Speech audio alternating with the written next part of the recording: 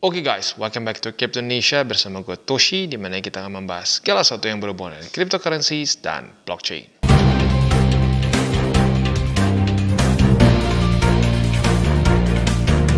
Dan sekarang kita masuk ke update meme coins ya. Pertanyaannya kurang lebih mirip-mirip lah. Aduh bang, coba bang bahas meme bang, makin merah ya. Kenapa makin merah? Ya jelas ya, karena induknya pun sedang merah sekarang BTC ya. Jadi ya jangan kaget kalau merah. Nah kalau ada yang nanya bang kenapa lebih merah daripada BTC secara overallnya? Ya karena memang memes itu kan masuknya ke dalam aset kripto yang lebih beresiko. Ya otomatis market cap lebih kecil itu akan kesedot oleh BTC saat masa-masa QT. Ya buat lo yang sudah sering nonton DCWT sih harusnya nggak kaget ya. Lagi-lagi jawabannya adalah QT. Saat masa-masa QT orang akan lebih tidak berani untuk berspekulasi di altcoins maupun di meme coins. Begitu ya. Nah sebelum kita lanjut pembahasannya seperti biasa gue akan disclaimer dulu bahwa semua konten dari TCI bukanlah financial advice. Ini semua bentuknya adalah edukasi ya. Lalu gue ingatkan lagi bahwa meme coins apalagi pre-sale bukanlah shortcut. Karena masih ada orang yang berpikir bahwa meme coins ini adalah jalan bagi orang-orang yang ketinggalan. Bang lu kan enak dari 2022 ya udah masuk di BTC. Gua nggak masuk bang di masa-masa itu. Jadi kalau gue pengen cepet kaya nggak bisa beli BTC. Nah hati-hati, orang yang berpikir seperti itu adalah orang-orang yang sama juga yang minus sekarang 90-80. Gitu. Jadi tetap stick sama aturan 70-30. Nah tapi rasionya gimana bang? Ya, kalau lu pengen main memes dan pre-sale, kalau gue pribadi seperti ini, berarti 70% BTC, 30% kan alts tuh. Nah, memesnya maksimum di 10%. Jadi misalkan lu punya porto 100 juta nih. Nah, berarti dana untuk meme coins itu hanya boleh 10 juta saja, jangan lebih. Itu kalau buat lu yang pengen main memes. Kalau buat lu yang pengen juga pre-sale gitu ya, bang gue pengen pre-sale juga boleh nggak? Ya boleh-boleh aja, tapi sekali lagi ini nggak cocok untuk newbies yang masih baru di market, nggak ngerti TA, nggak ngerti fundamental. Hindari dulu memes, fokus ke Bitcoin. Begitu. Tapi buat lo yang sudah punya pengalaman di market ya, sudah juga profit ya, dalam kondisi yang profit, nah boleh pertimbangkan untuk punya memes dan juga pre-sale. Nah tapi kalau lo mau main pre-sale ini jangan makan jatah BTC maupun altcoins yang blue chip. Nah ini makan jatah dari memes. Misalkan ya, bang gue pengen nyoba pre-sale dikit-dikit aja bang. Misalkan gue pengen 2% dari portofolio spot. Oh ya boleh, tapi makannya dari jatah meme coins. Kan kayak tadi nih ya, 70, 20, 10 ya, 10 untuk memes nih. Nah, tadinya 10%, lu pengen coba pre-sale, bang gue pengen ambil 2% deh. Nah, ambil 2% dari mana? Dari yang meme coins. Begitu, karena ini sama-sama masuknya ke dalam bagian portofolio kita yang high risk. Begitu ya. Oke. Hari ini kita akan update mengenai PP, Fartcoin, dan Doge ya, karena overall sih banyaknya pertanyaan itu ya. Untuk PP kita bisa lihat di sini kondisinya mungkin yang paling ekstrim tuh di sini tanggal 3 Maret ya, tanggal 3 Maret dia ngedump 18,12%. Sesudah itu sih ya cenderung relatif stabil untuk meme coins ya. Dia mulai beberapa hari itu nyangkut di daerah 0,000704 sama 0,000665 begitu. Bahkan buat lu yang SOP-nya sama seperti TCI dapat posisi short dan udah profit ya. Retest 1, retest 2 di angka 0,000704 ya. Nah, posisi shortnya ini sudah TP dan profit sebesar 5,48%. Nah, tetapi selain dari posisi short, kita juga kemarin kebuka posisi long karena pada tanggal 7 Maretnya juga sudah terjadi retest di support. So, buat lo yang hold posisi long dipertahankan sampai hari ini masih nggak apa-apa ya, karena memang daily close jam 7 pagi tadi di atas dari 0,000665 begitu. Nah, buat lo yang sedang nge-hold posisi long di PP, target TP-nya ada dua. Target TP yang lebih konservatif di 0,000682, lebih agresif di 0,000704 ya. Nah, untuk posisi spot ada di 0,000665 dan di 0,000543, satu lagi di 0,00490. Next, Fartcoin. Untuk Fartcoin, gue ingetin lagi, gue pribadi sudah bilang untuk spot tinggalkan sejak di sini ya, sejak tanggal 1 Februari. Kenapa? Karena dia sudah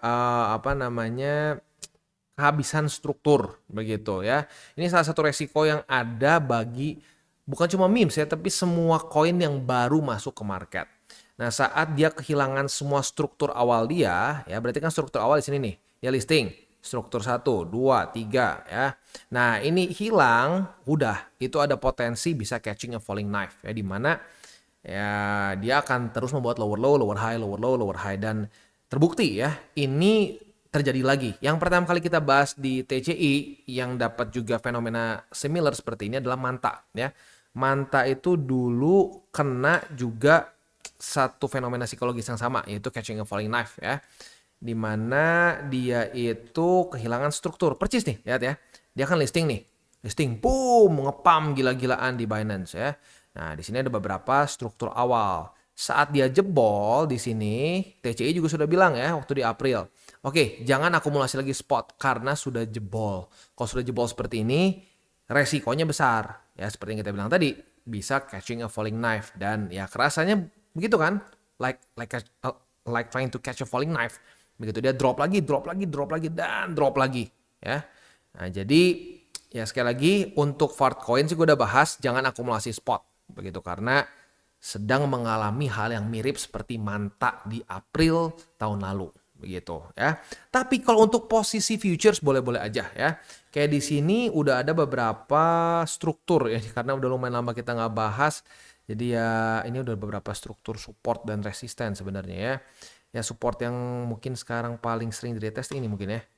Nah ini terus sebenarnya ada lagi di sini ya. Ada di sini dan di sini. Ya lagi-lagi karena udah lumayan lama gue nggak update ya. Oke. Jadi untuk di sini tuh berarti dia mulai bereaksi sebagai resisten nih struktur support kemarin ya. Nah, jadi sudah terjadi retest 1, retest 2. Nah, target TP-nya di mana? Ya, target TP-nya kalau lo mau nge-short si Fartcoin karena struktur support yang terbentuk di Maret awal ini, nah target TP-nya boleh pertimbangkan di wick ya. Wick terendah boleh di sini atau mau wick yang kemarin juga boleh. Kalau mau lebih konservatif mungkin di sini ya. Wick terendahnya di 0,228 untuk kemarin. Ya, kalau mau wick terendah sepanjang masa ya berarti di sini. Di angka 0,2082. Otomatis yang ini lebih konservatif, ini lebih agresif ya. Oke, itu kurang lebih untuk Fartcoin ya. Jadi sekali lagi untuk Fartcoin kalau buat lu yang pengen untuk posisi futures doang boleh, tapi kalau untuk spot sih jangan deh karena ya seperti yang gue bilang tadi ya, ada fenomena catching a falling knife yang pernah terjadi ke Manta, ini basically terulang lagi sama Fartcoin. Ya, menurut gua risk reward ratio-nya nggak menarik lah buat kita hold di portofolio spot kita gitu ya. Next, Dogecoin. Untuk Dogecoin dia cenderung stabil ya, bahkan lebih stabil dibandingkan PP. Kecuali tanggal ya 3 lah. Tanggal 3 semua ya banyak yang terjun payung. Tapi seperti yang kita bisa sini dia seperti masih terjebak di antara 0,21 sama 0,182 ya. Setup futures masih belum ada ya. Sekarang paling kita bahas spotnya aja. Untuk spot di 0,182, 0,17 dan di 0,142 ya. Itu kurang lebih untuk setupnya di meme coin. Selanjutnya untuk pre-sale kita ada Best Wallet ya. Nah untuk Best Wallet ini basically dia mungkin ingin menjadi semacam pesaing dari Trust Wallet dan lain-lain lah begitu ya.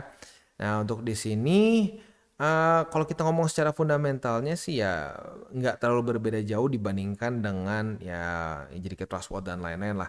Nah cuman ini jadi kayak sedikit kegabung apa ya? Mungkin dia jadi kayak ada tokennya juga di dalamnya. Kalau Trust Wallet gitu kan enggak ya. Udah ada cuma wallet yang gratis semua orang bisa pakai gitu.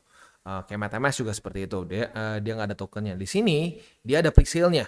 Begitu. Nah, pre-sale-nya lu bisa beli dengan seperti biasa lah, bisa pakai kripto atau kartu, tapi lebih gampang sih pakai kripto aja ya.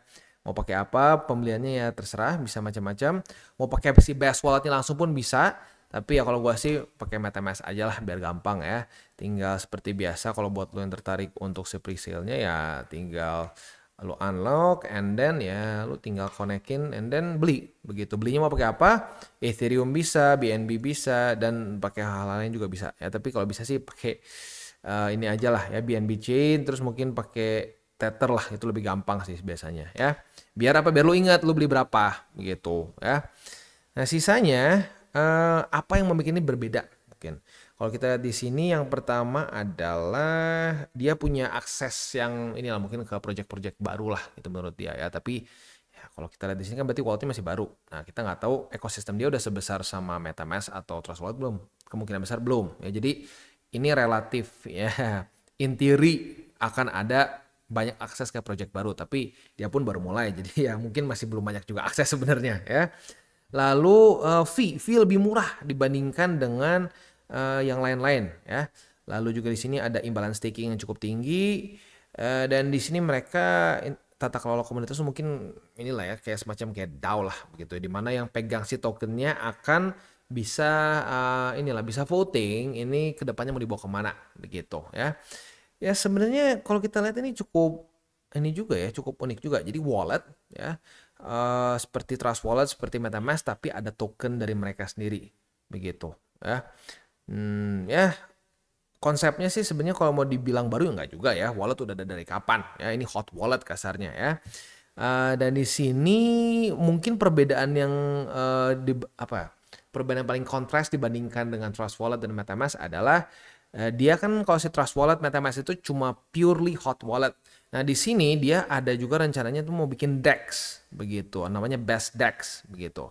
Nah di sini dia rencananya ingin menggabungkan lebih dari 50 DEX, yang berarti harusnya in theory poolnya ya atau liquidity untuk si DEX-nya sendiri harusnya bagus ya. Nah tapi yang gue bingung, apakah ini harus pakai wallet dia doang atau enggak begitu? Karena kalau satu DEX hanya boleh pakai wallet dia, ya perkembangannya nggak akan terlalu cepat ya.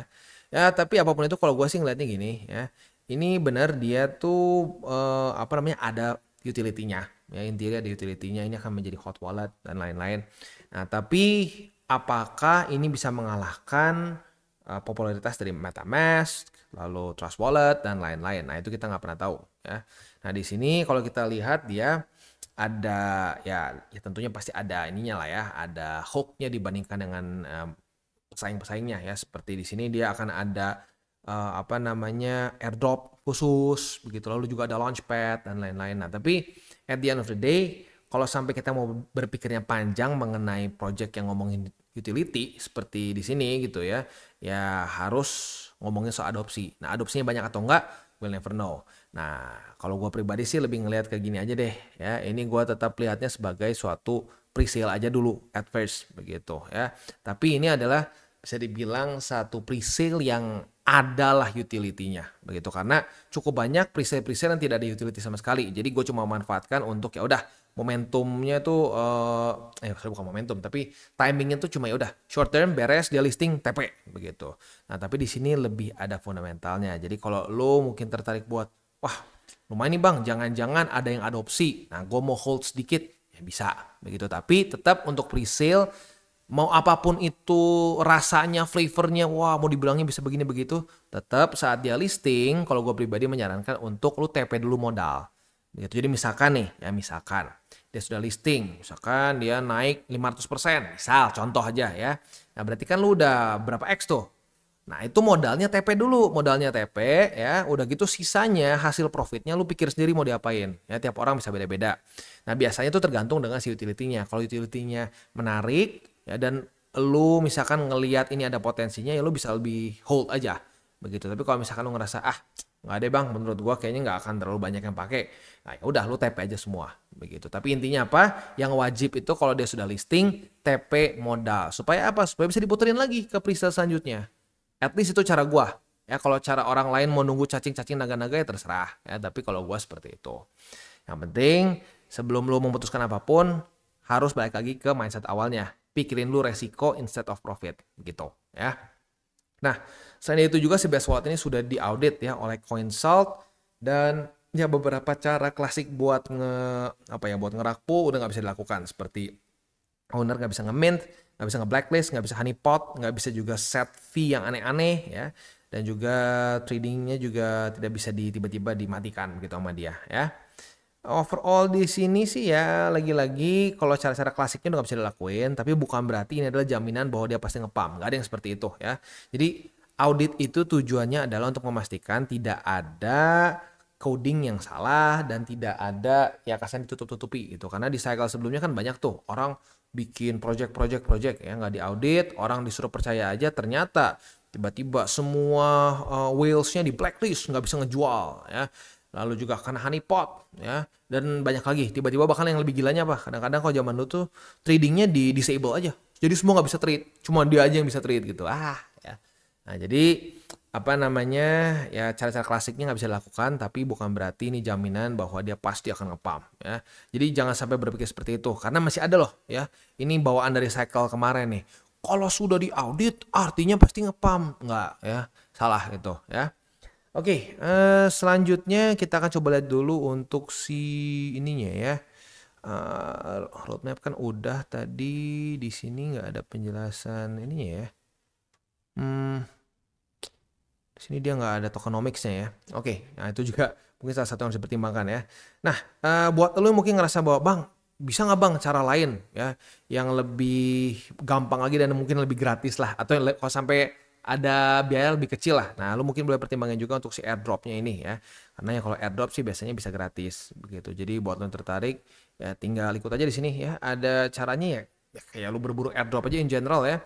Di sini lu bisa kayak misalkan konekin your Twitter, lalu ya lain-lain lah. Ada quest di sini ya. Questnya lu bisa ikutin satu persatu. Tapi pastikan register dulu karena kalau belum register nggak bisa gitu ya. Oke, itu kurang lebih untuk pre-sale ya.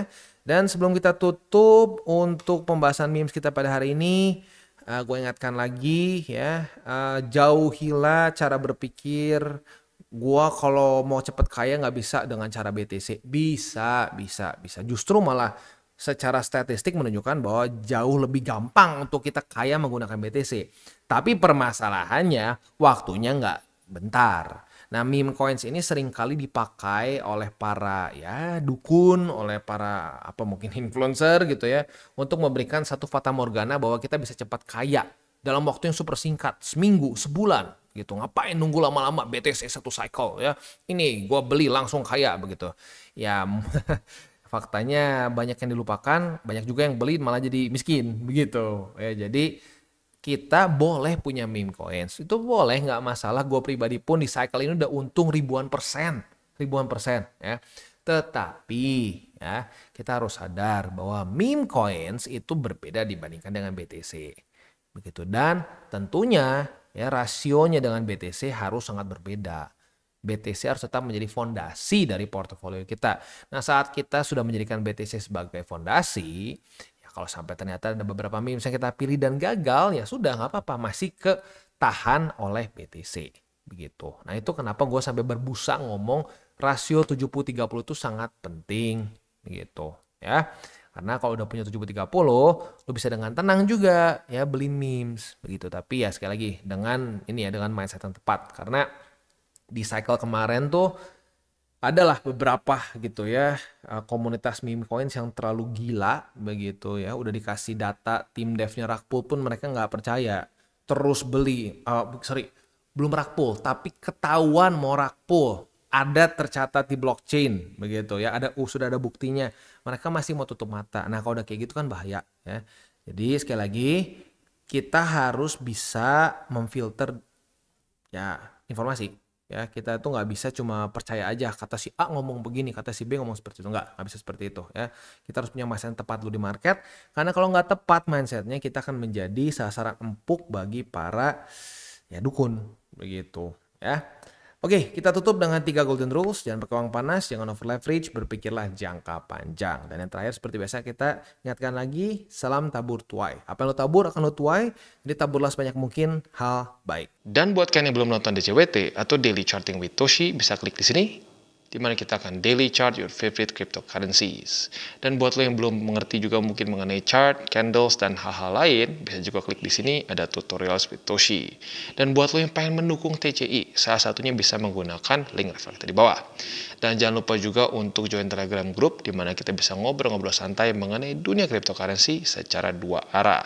So jangan lupa untuk like, subscribe, click the bell icon, and see you on the next video.